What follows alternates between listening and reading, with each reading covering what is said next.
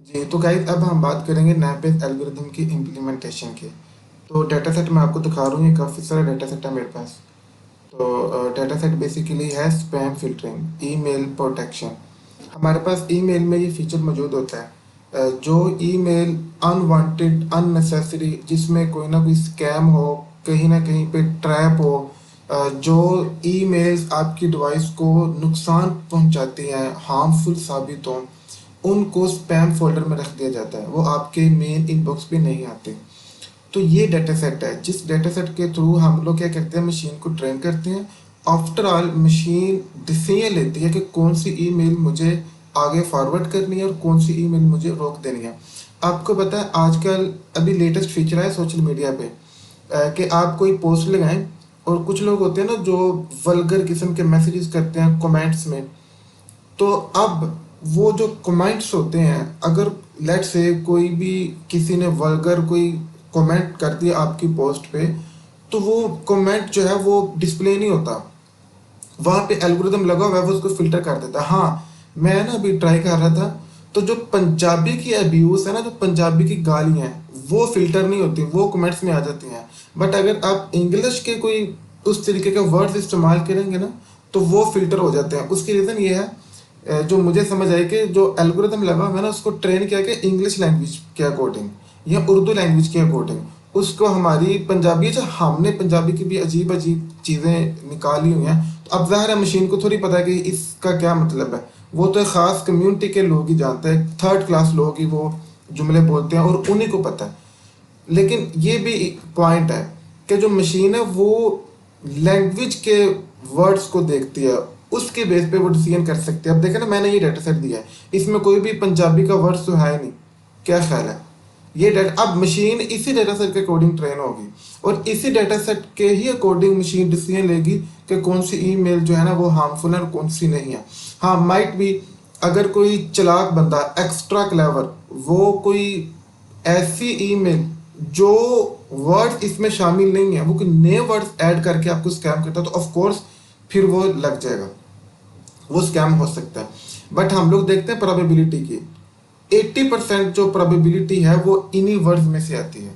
तो इन्हीं वर्ड्स, इन्हीं अल्फाज के साथ हम लोग क्या करेंगे, मशीन को ट्रेन करेंगे। ओके, अच्छा, अब ये डाटा इसमें कैटेगरी है दो, हार्म की और स्पैम की। Spam mean unnecessary, unwanted, scam. और HAM का मतलब यह है कि वो ईमेल सेफ है भाई, वो आगे जानी चाहिए। तो आप लोग थोड़ा सा ना पढ़ के एनालिसिस कर सकते हैं।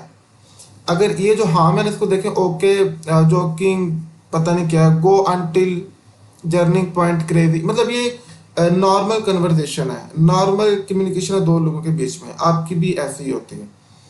यू, ये आई थिंक कुछ, हाँ, ऑलरेडी डन से, आई थिंक पता ही भी नहीं जा रहा कितना अजीब है। लेकिन आप लोग ये नोट करें कि जिनके अंदर ना स्पैम है, स्पैम के अंदर कहीं ना कहीं पे आपको डॉलर नजर आएगा, कहीं ना कहीं पे आपको पेमेंट की बात होगी, पैसों की बात होगी। ज़ाहिर है इंसान लालची होता है ना, तो लालच देकर आपको ट्रैप किया जाता है।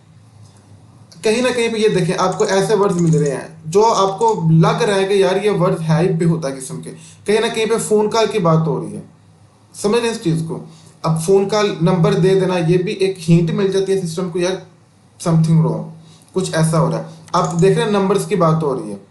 इसके अलावा इंग्लिश में ना कुछ नेगेटिव वर्ड्स होते हैं जो इंग्लिश हर लैंग्वेज के होते हैं। जैसे मैं बोलता हूँ गुड, तो आपको एक टेस्ट रहेगा कि यार अच्छा वर्ड है। बट मैं बोलता हूँ बैड, तो आपको फौरन टेस्ट रहेगा कि नहीं बुरा वर्ड है।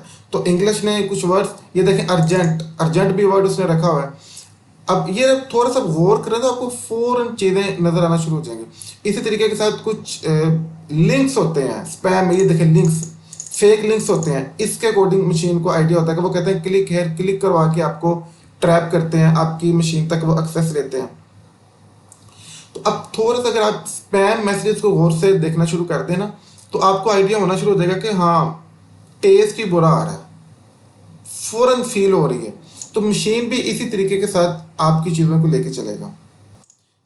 इस तरह आप देख रहे हैं यहाँ पे पासवर्ड की बात हो रही है, वो आपसे पासवर्ड, अब ये भी एक नेगेटिव वर्ड है। जैसे कोई पासवर्ड लेने या देने की बात करें तो ऑफ कोर्स कॉन्फिडेंशियल इन्फॉर्मेशन है, तो मशीन को सेंड अभी हम ट्रेन करेंगे। लेकिन अब देखें ना, please call our customer services, तो ये देखिए बिटवीन। अब इस तरीके के जो मैसेजेस है ना, ये पता उन्होंने डेटा कहाँ से कलेक्ट किया है? मैं आपको एक बात बताता हूँ। अक्सर आप लोग नोट करते हैं, आपको ना ईमेल्स आई होती हैं और वो ईमेल जो आपके रेलिवेंट नहीं होती। आप अभी अपना इनबॉक्स ओपन करें, आपको ऐसी ईमेल्स मिल जाएंगी जिनको आप बोलेंगे कि यार ये क्या बकवास है। अच्छा, आप अपना जो है ना वो चैट बॉक्स ओपन कर लीजिए, टेक्स्ट जिससे हम कहते हैं, व्हाट्सएप की नहीं, तो उस पर आपको इतने मैसेजेस होंगे बेकार के, कुछ कंपनीज के होते हैं, कुछ ऐसे वैसे होते हैं। अब आपको हैरानगी होगी ये बात सुन के, अगर मैं ये बात बोलता हूँ कि आपको भी कॉल आती है और वो कॉल करके कहते हैं कि हम आपको 5 लाख रुपया दे रहे हैं, आपका इनाम निकला है, आपने ना जस्ट कॉल करनी है उस नंबर पे, तो आप कहेंगे कि ये कोई पागल भी ट्रैप नहीं हो सकता इस बात पे। और आपको आइडिया नहीं है, ये लाहौर से पाकिस्तान की जो बेल्ट है ना, थोड़ी सी एजुकेटेड है। अदरवाइज रिसर्च बताती है 80% लोग आज भी इस स्कैम का विक्टिम हो रहे हैं। ये कितनी मोटी बात अभी मैंने आपको, आज भी लोग पागलों की तरह यकीन कर लेते हैं ऐसी बातों पे।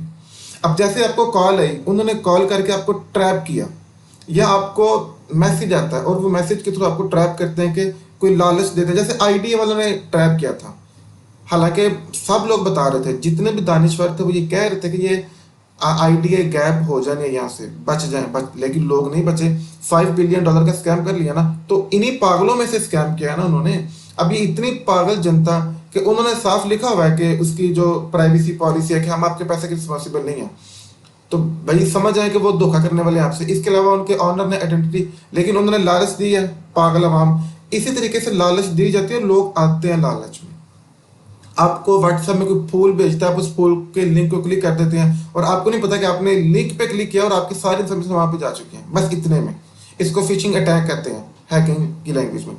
अब जैसे वो अटैक करते हैं हैकर्स, तो उन्होंने तो पता क्या किया, उन्होंने वो सारे मैसेजेस इकट्ठे कर लिए। ठीक है, मतलब जिस जिस के साथ स्कैम हुआ और किस किस प्रोसेस के थ्रू किया गया, किस किस मैसेज को सेंड करके स्कैम किया गया, उन्होंने ना वो सारे के सारे मैसेज इकट्ठे कर लिए और वो सारे मशीन को दे दिए कि भाई अगर इस किस्म के मैसेजेस आपके पास आए ना तो आपने उनको आगे फॉरवर्ड नहीं करना।